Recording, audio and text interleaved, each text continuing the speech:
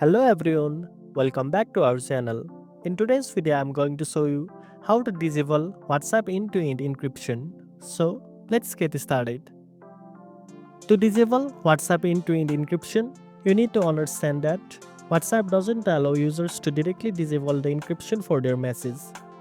However, one option you have is to disable encrypted backups. You can do this by going to WhatsApp settings, then tapping on chats. After that, go to chat backup and you will find the option for encrypted backups. Simply tap the turn off button.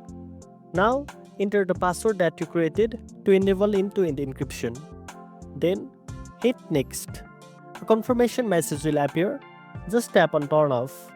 And that's it. Now you know how to disable WhatsApp end-to-end encryption backups. If you found this video helpful, don't forget to like, share and subscribe for more tech tips.